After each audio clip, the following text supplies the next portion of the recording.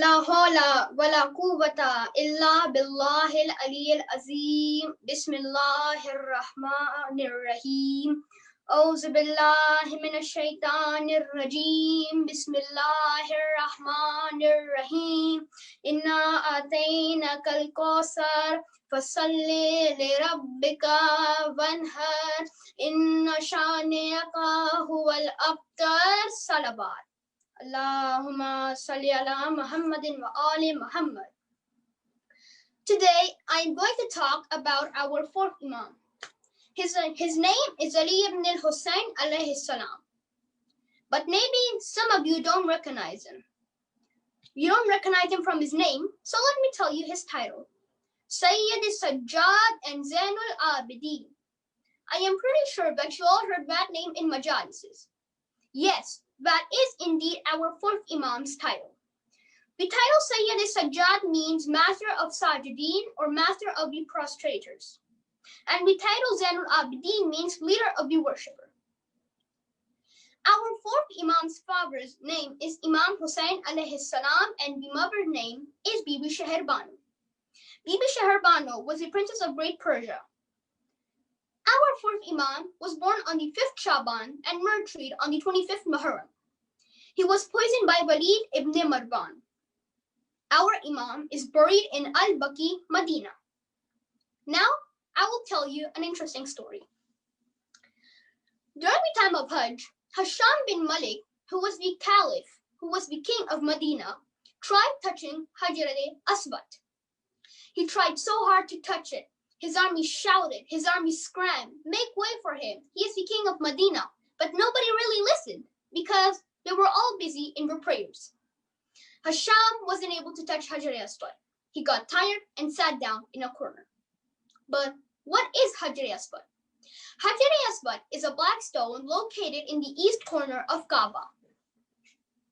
Hisham got tired, so he sat down in a corner. And that was the moment when he saw a guy, a peaceful guy, a pious person with modest clothing, praising Allah and walking towards Hajar al-Aswad. He was shocked when he saw everyone made way for him. No one commanded to make way, but people automatically made way for him. They made way for him just like when the mother of Mawla Ali bint Asad, Mawla Ali, who is our first Imam, alayhi salam, just like when Bint Asad was doing the tawaf of Kaaba, when she heard a voice from Kaaba asking her to enter, there was a crack in the wall of Kaaba and an entrance was made. Bibi Bint Asad entered the Kaaba. For 3 days, she was the guest of Allah. So food and water all came from Jannat. So let's get this clear. She was the guest of Allah for 3 days. And food, water, all came from Jannat. 3 days later, the same wall cracked up again, an entrance was made again. This time, it was to leave. She left with Mawla Ali in her hands, and then she saw our Prophet Muhammad. Allahumma salli ala Muhammadin wa ali Muhammad. She saw Prophet Muhammad walking towards her. She told Prophet Muhammad, "O Prophet of God, Ali hasn't opened his eyes in 3 days." As soon as Imam Ali alayhi salam came in the hands of our Prophet, he opened his eyes and said, "O Prophet of God, do you want me to recite something?" Imam Ali alayhi salam proceeded by reciting Tawrat, Zabur, Injil, and finally Quran. Then our Prophet said, "O Ali, you recite the Quran just like I do." Another example. When Hazrat Musa and his army were running away from Pharaoh and his army, there was a river called the River of Nile. Hazrat Musa's army said, "Oh Musa, how are we going to cross this? Pharaoh is after us. We're not going to make it. There's a river." Hazrat Musa said, "Do not worry. Allah will help us." There was a bridge, a path made on water. Hazrat Musa and his army successfully crossed it. Pharaoh and his army came, and Pharaoh said, "Don't worry. Just like they did, we will also cross it." Halfway through, his army himself drowned. They died by drowning because that was the day when Allah said, "O Pharaoh, today you and your army will vanish." And that is the exact way the people made way for our Imam. Hisham bin Malik sarcastically asked, "Who is this man?" He knew who the man was, but in order to humiliate our Imam, he still asked. That's when a poet, who was an Imam lover, named Farazdak, said, "Do you not know who this man is?" He said, "This man is the son of Kaaba, the son of Safa and Marwa." Farazdak then recited a poem about our fourth Imam. Then the Caliph, Hisham bin Malik, said, "You live in my kingdom. I pay for your scholarships. Why do you not praise me the same way you Imam? You recited a poem for your Imam, so why do you not recite poems for me? Why do you not praise me the same way?" That is the moment when Farazdak said, "How can you even compare yourself to our Imam? You are the king of Medina."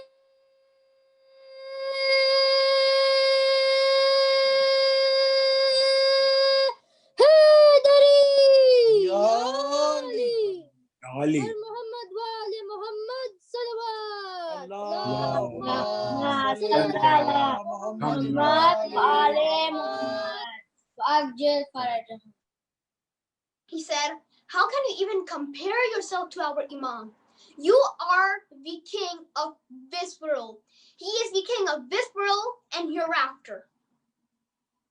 Now, I will request all kids, including our youth, to read a book called Risalatul Hukuk. It is a book of long narrations written by Imam Sajjad. Imam Sajjad is Imam Zainul Abidin. The narration contains 50 chapters of every individual towards another. In this narration, Imam outlines 50 divines right under 7 categories. So 50 chapters under 7 subchapters. What are them? I'm going to tell you. Number 1, the rights of God. Number 2, the rights of the soul and body organs. Number 3, the rights of the worship rituals. Number 4, the rights of the governor and the people. Number 5, the rights of the family member and relatives. Number 6, the rights of the different group of people. And last but not least, number 7, financial rights. Now I will start Messiah. At the time of the tragedy of Karbala, Imam Hussein alayhi salam did not allow Imam Zainul Abidin to fight during the Battle of Ashura. But why? I'm going to give you 2 specific reasons. Number 1, Imam Zainul Abidin couldn't fight due to his illness. And number 2, Imam Zainul Abidin couldn't fight because he was the Imam after Imam Hussein. After Ashura, Imam Zainul Abidin led the caravan of 50 women and children who were taken as prisoners. He went from Kufa to Sham and stayed there for over almost a year, and again led the caravan from Sham to Karbala and Karbala to Medina. He shed blood tears when he remembered Karbala till his last moment. He shed blood tears till his last breath. Imam lived a quiet life with a few companions who referred to him for answers to religious questions. I will do my masayibs in Urdu. इमाम जब सफर कर रहे थे मक्के से Medina, अरब की गर्मी में, किधर सूरज चमक रहा था और जमीन जल रही थी, उन्हें एक आदमी दिखाई दिया, एक बेहोश आदमी, और उन्हें देख के ही पता लग गया कि अगर इसे पानी ना मिला ये मर जाएगा। इमाम उसके पास गए, मशकीज़ा में पानी लिया और उसको पानी पिला ही रहे थे, एकदम से उसे पहचान गए। लेकिन इमाम पहचान तो गए, लेकिन इमाम चुपचाप वापस चलने लगे। इमाम चल ही रहे थे जब वो आदमी उठा, उसने देखा मैं देख तो लूं मेरी जान किसने बचा दी। वो देखता है उसकी जान इमाम ज़ैनुल आबिदीन ने बचा दी। वो कहता है, ए इमाम, अच्छा हो या आपने मुझे नहीं पहचाना, वरना शायद आप मेरी जान ना बचाते। इमाम रोना शुरू कर जाते हैं और कहते हैं, हसीन इब्ने नमीर, ये मत समझना मैंने तुझे नहीं पहचाना, मैं तुझे पहचान गया, तू मेरे भाई अली अकबर का कातिल है, लेकिन मैं क्या करूं, हम अपने दुश्मन को भी प्यासा मरते वक्त नहीं देख सकते हैं। तो इमाम ज़ैनुल आबिदीन क्या कहते हैं जब वो पहचान जाते हैं? जब वो आदमी कहता है, अच्छा आपने मुझे नहीं पहचाना, इमाम कहते हैं, हमने तुझे पहचान लिया, तू हसीन इब्ने नमीर है और तू हमारे भाई अली अकबर का कातिल है। امام کہتے ہیں لیکن ہم کیا کریں، ہم تو اپنے دشمن کو بھی مرتے ہوئے پیاس سے نہیں دیکھ سکتے ہیں. تو آپ اس جملے کو لیں اور سوچیں، جب 10 محرم جب کربلا میں چھوٹے چھوٹے بچے بی بی سکینہ روتے ہوں گے اور کہتے ہوں گے ہائے پیاس، امام کیسے اپنے آپ کو سنبھالتے ہوں گے جب انہیں یہ آوازیں آتی ہوں گی ہائے پیاس، جب چھوٹے بچے روتے ہوں گے پیاس کے مارے. انا للہ و انا الیہ راجعون رضا بقضاء تسلیما لامر ماتم حسین.